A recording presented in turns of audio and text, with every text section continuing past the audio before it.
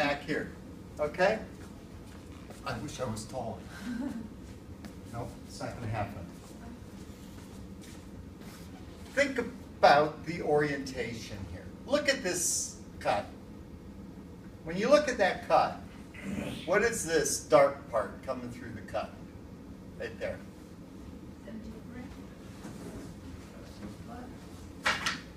Stick. What is this dark area right here? Coming through the cut. The dark area right there. Yeah, we know where you're pointing. We don't Okay. know what it is. The whole vertical. It's the aqueduct. All right? All right. If that's the aqueduct, what's this big chunk of tissue here? That's this.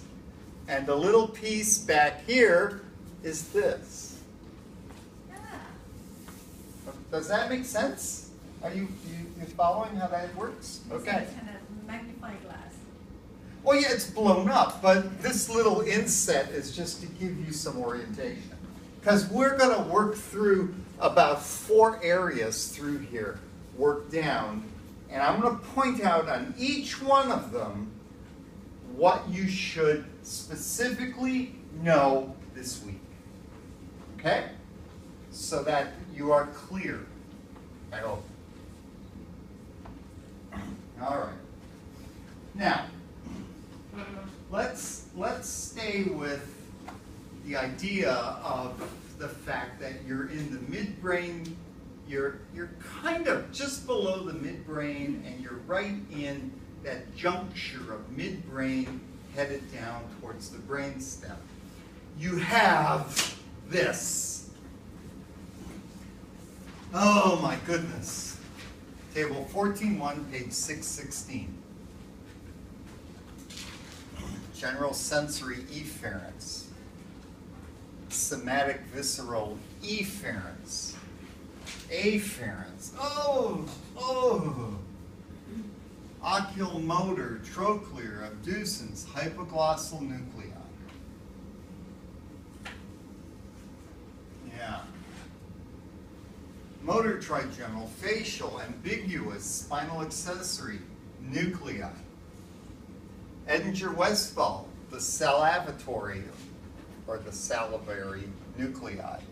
The dorsal motor nucleus, the trigeminal nucleus, vestibular cochlear nuclei.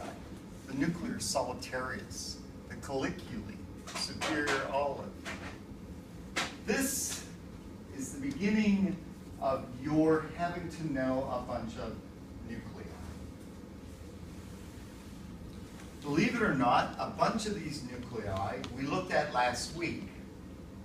We looked at the abducens, we looked at trochlear, oculomotor. We really didn't touch on the hypoglossal. Nucleus ambiguous was one that I pointed out to you. One of these, did we look at the superior? We might have looked at both of the salivatory nuclei. The trigeminal nucleus, vestibular nuclei. So we looked at a bunch of nuclei last week. We're going to start concentrating on some of these nuclei, what they're associated with, what fibers are in them. When we talk about the long tracts that pass through this area, we're talking about cortical spinal tracts, cortical bulbar tracts, and the anterolateral system. That's pretty much it, which I think I pointed out all of those in the previous section. Cerebellar circuitry. This is getting messy. This is getting to be a real big, ugly mess. But the cerebellar circuitry ties into a lot of the movement circuits in the midbrain and the upper brainstem. We've got the peduncles. The peduncles connect the cerebellum to the brainstem. We've got the red nucleus. Red nucleus is really important. Okay, the red nucleus. Is there some tract we looked at associated with the red nucleus? Yeah, which one? Rubrospinal tract, okay? We have the inferior olive, or the inferior olivary nucleus. the tegmental tract. Then we get into the reticular formation. The reticular formation is a little, as if this isn't, it's a little bit of a nightmare. The reticular formation, we tend to divide up by the type of neurotransmitter the nuclei produce. So we have the cholinergic nuclei. We have the noradrenergic, serotonergic, dopaminergic. These nuclei, histaminergic, these nuclei all produce specific neurotransmitters, and they have very specific roles in your level of consciousness. With pain modulation, oh look, we're back to the paraaqueductal gray matter, rostral ventral medulla. So there's a lot going on. This really ties a lot of tracks and pathways together. So please, I will, before I leave here tonight, this will get posted, okay? So it's important that you start working on these nuclei. There's just a lot to keep track of. So let's work through some of them. I always tell myself, I really have to slow down here. Okay, so I'm trying. Superior colliculus. Afferents from the retina, the visual cortex. So, afferents. That's signals coming in or signals going out? Coming in. Cool. They're coming in from the retina, they're coming in from the visual cortex. So what you have here is an area that's allowing you to combine the information that's coming from the retina with interpretation of visual information as well. Efferents to the pulvinar. Yay! You remember the pulvinar. What structure? What big structure is that part of? Thalamus. The thalamus, posterior thalamus. Functionally, visual attention and eye movement. So, remember, you have to kind of tie together what you're actually seeing, vision, with how you're using your eyes and how you respond to vision. You know, what's important to track more importantly, what's important to pay special attention to, what's more important to pay very meticulous attention to, so you collect more data.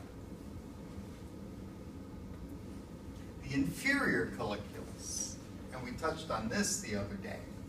Afferents from the auditory system, efferents to the medial geniculate nucleus. So in many respects, this is really tying together a lot of information with your audio tracks. It sounds like something on your iPod.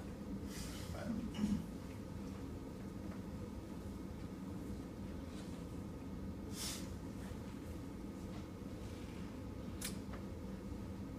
the red nucleus. The red nucleus has a lot of this information right now.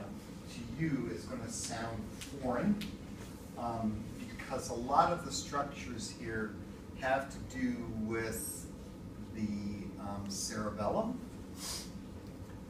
So we have two portions of the red nucleus, and pretty much they divide up by where the signals are coming from and headed to. So we have the parvocellular and the magnocellular. Start with parvo. Contralateral inputs from the dentate nucleus. The dentate nuclei are are one of three deep cerebellar nuclei. Three of them in the cerebellum. There's the dentate, the interposed, and the vestigial.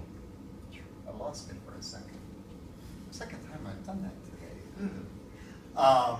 So these are getting signals from the cerebellum, and they're involved with motor pathways, motion, movement, kind of movement memory in part. So they're getting contralateral inputs from the dentate, and then we have ipsilateral outputs to the inferior olivary nucleus. Now, when we get to looking at the cerebellum, you're gonna see some of the importance of this, because a lot of the cerebellar signals actually involve motor tracts in the motor cortex. The magnocellular, contralateral inputs from the interposed nuclei. So, with contralateral outputs to the rubrospinal tract. That's, a lot of this that we're going to be going through today is just a matter of learning it. There's not a lot of room here for interpretation. When we get to projection systems, at least there'll be a little more interest. Substantia nigra. Substantia nigra is a monster. It's a relatively large midbrain nucleus. We have two components here, pars compacta, pars reticula. It has to do with how they stain. Pars compacta, we have dopaminergic projections to the striatum. The striatum is a major set of structures that we have in the basal ganglia or the basal nuclei. And these dopaminergic projections can be confusing because some of these projections are excitatory and some of them are inhibitory. How can we use dopamine to excite and inhibit?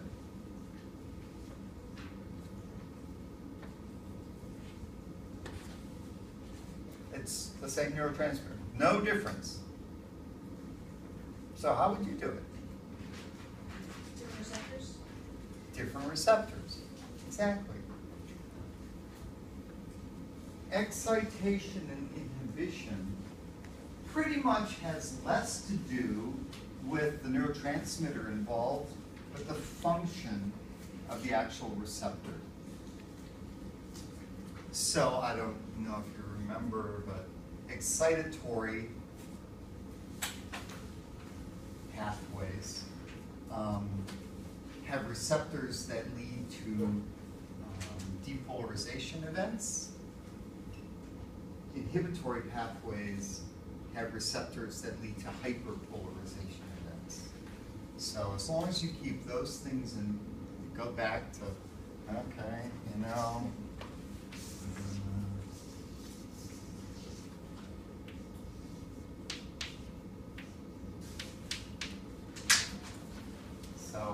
just review the action potentials, depolarization and hyperpolarization. And the whole issue here is, if you lead to a depolarization event, you get 2 or 3 signals come in, you're going to have an action potential happen. If you have signals coming in leading to a hyperpolarization event, it's going to take a lot of signaling to come in to do anything. So we have inhibition. Pars reticulata of substantia nigra receives signals from the striatum and has outputs to thalamic nuclei. So now we have signals going from substantia nigra